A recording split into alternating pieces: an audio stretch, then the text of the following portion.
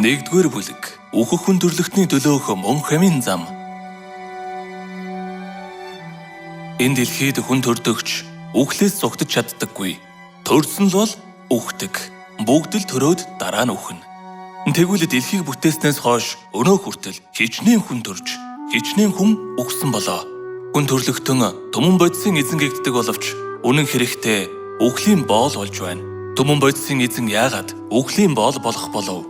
Хүн 10 жил амьдарсан ч, 100 жил амьдарсан ч эцэстээ үхэл захирагддаг тул хүний амьдралыг хоосон гэхэд болно. Энэ ертөнцийн амьдрал бол хоосон. Мөнх амьдрах хинж байхгүй. Ердөө аянчны ертөнц юм. Үнэхээр хүн амьдралаа эзэслэх хүртэл үхлийн айдастайгаар сатаанд боолчлогддог. Хүний хувь тавилан үхлээс зугтаж чаддаггүй. Хичнээн хөөрхөлөлтэй амьдрал билээ дээ.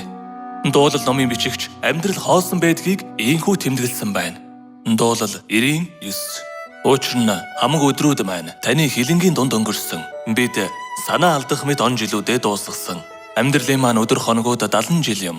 Хүч чадалтай байх хаваас 80 жил боловч тэдгээрийн өргөлөн зүдүүр уй гашууд өнгөрдөг. Учир нь энэ ч өнгөрч бид нисэн оддог. Хэдийгээр бидний амьдралын өдөр хоногуд 70, 80 жил боловч нэг шөнийн зүуд мэт өглөө ургасан өвстэй адил учраа хоосон амьдрал гэхээс өөр аргагүй юм. Исая шүзүүлэгч ийхүү тэмдэглэсэн байна. Исая 40:6. Махтай бодтой бүхэн нь өвс мэт. Гоо үсгэл нь хээрийн цэцэг мэт юм.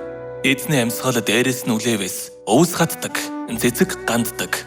Өргөн түмэнгэгч өвсөл юм.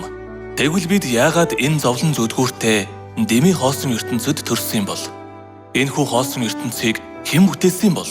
Илж Паул ийхүү тэмдэглэсэн байна. Ром 5:12. Нэг хүнээр ертөнцөд нүглээр үхэл нь орж ирсэн байхад бүгд нүгэл үйлснээр үхэл нь бүх хүнд иржээ. Дээр хишлэлийг ухаж үзвэл Адам гэх нэг хүнээс болж хэдэн 10 тэрбум хүн үхэх болсон нь үнэхээр өнгөцгөн бодох асуудал биш юм. Энэ төгс хүчт бурхан яагаад Адам Евагаар нүгэл үйлдүүлсэн бол?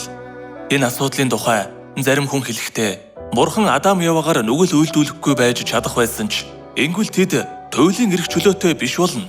Тиймээс бурхан тэдэнд сонгох эрх чөлөө өгөхөд тэд нүглийг нь сонгосон гэдэг. Тэдний энэ хариулт зөв гэж үү? Хэрвээ энэ нь зөв хариулт болох юм бол дараах асуултанд хэрхэн хариулах вэ? Библиэд ийм альджээ. Илчлэл 21:4. Тэр тэдний нүднээс нулимс бүрийг нь арчина. Тэнд цаашид үхэл гэж байхгүй. Гашуудах, уйлах, өвдөх гэж үгүй болно. Энд бурхан яагаад сонгох туйлын эрх чөлөө өгөлгүй? Үхлийг байхгүй болгосон бэ? Хэрв тэнгэрт туйлын эрх чөлөө өгөгдвөл тэнд ч бас үхлийгч мөн хамигт сонгох эрх чөлөө байх ёстой биш үү? Энэ асуултанд хэрхэн хариулах болж байна? Энэ асуудлыг нухацтай нарийн судлахад Адам Евад мөн хамид тогтоогдоогүй байсныг нь бид мэдэж болно. Бурхан тэдэнд ердөө үржиж олширцгааг газар дэлхийг дүүрэг гэж л айлтсан юм. Түүнчлэн мөн хамиг тодорхой нөхцөл төгөөр тогтоосон юм. Библиэд ийм айлджээ. Эхлэл 2:16. Тэгээд эзэн бурхан тэр хүнд тушаан чи энэ цэцэрлэгийн альч модны жимсийг идэж болно. Харин сайн мөг мэдүүлэгч модны жимснээс идэж болохгүй. Түүнээс идсэн тэр өдөртөө л чи зайлшгүй үхэн гэв. Тэрхүү нөхцөл нь сайн мөгийн жимсийг идвэл үхэж, идэхгүй бол амьдрна гэсэн ийм нөхцөл байв. Ингээвч Есүсийн золилтоор аврагдах хүмүүст мөн хэм тогтоогдох юм. Библиэд ийм айлджээ. Илчлэл 21:4. Тэр тэдний нүднээс нулимс бүрийг нь арчина. Тэнд цаашид үхэл гэж байхгүй. Гашуудах, уйлах, өвдөх гэж үгүй болно. Учир нь анхны юмс өнгөрөн оджээ.